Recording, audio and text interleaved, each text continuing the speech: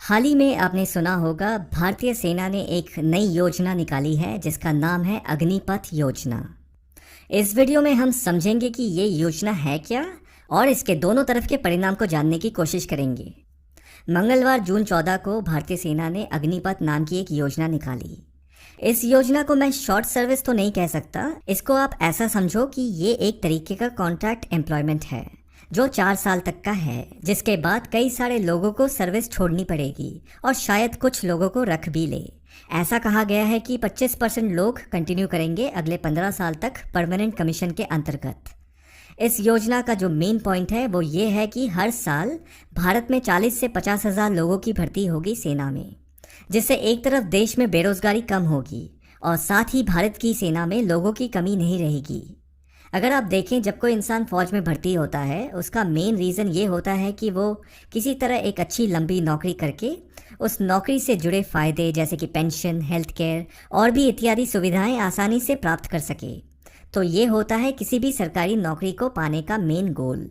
इसको अंग्रेज़ी में कहते हैं future is secured in government job. और इस चीज़ को अगर आप इकोनॉमिक पॉइंट ऑफ व्यू से देखें तो सरकारी नौकरी में जो लोगों की सैलरी, पेंशन और अन्य सुविधाएं, इन सब के पैसे कहाँ से आते हैं? ये आते हैं जनता से टैक्स लेने के बाद। So it is the tax payers money. और फौज की तरफ से जो खर्चा आता है वो होता है रक्षा बजट, यानी कि डिफेंस बजट के अंदर दिखाया जाता है। जैसे जैसे हर साल महंगाई बढ़ती है उसी तरह पूरे देश का और देश के अंदर अलग अलग गवर्नमेंट डिपार्टमेंट का बजट भी धीरे धीरे बढ़ता है। बोझ शब्द को इस्तेमाल करना ठीक नहीं रहेगा, फिर भी समझाने के लिए मैं इस शब्द का उपयोग करूंगा। तो इकोनॉमिक पॉइंट ऑफ व्यू से अगर देखा जाए, ये जो खर्चा होता है, चाहे वो डिफेंस बजट हो या रेलवे बजट हो और या फिर कुछ और, ये एक तरीके से देखा जाए तो सरकार के बही खाते के खर्च वाले सेक्शन में आता है, जिसको अंग्रेजी में लायबिलिटी या फिर एक्सपेंडिचर कहते हैं। तो इस अग्निपथ योजना का जो मुख्य कारण ये बताया जा रहा है कि सरकार इस योजना के तहत देश का खर्चा कम करना चाहती है, क्योंकि अगर आप 4 साल में 75% लोगों को निकाल दें तो आपको उनके फ्यूचर के पेंशन, बेनिफिट इत्यादि के बारे में सोचना नहीं पड़ेगा।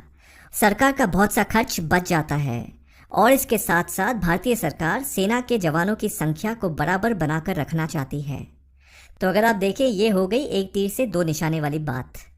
लेकिन ऐसा भी कहा जा रहा है कि अगर आप जवान लोगों को 18 साल की उम्र में लेते हैं और 4 साल के बाद उनमें से 75% को निकाल देते हैं 22 साल की उम्र में, तो ये एक तरीके से अन्याय होगा उन जवान लोगों के प्रति जिन्होंने अभी दुनिया मात्र शुरू ही की है।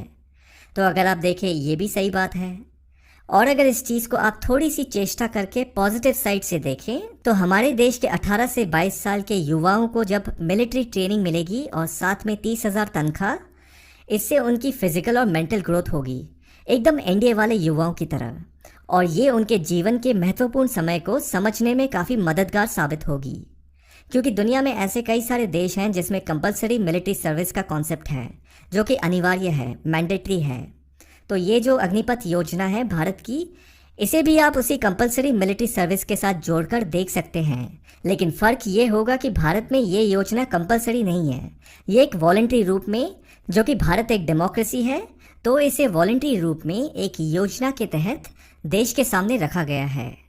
एक और चिंता ये भी जताई जा रही है कि इस योजना की वजह से बड़ी संख्या में हथियार चलाने की ट्रेनिंग जब युवाओं को मिलेगी और जब उनकी सर्विस खत्म होने पर वापस लौटेंगे अपनी अपनी सिविल लाइफ में, तो ऐसा कहा जा रहा है कि जवान लोगों के खून में जोश होगा, अग्रेशन होगा, और ये शायद कानून व्यवस्था में जुड़ी समस्याएं खड़ी कर सकते हैं।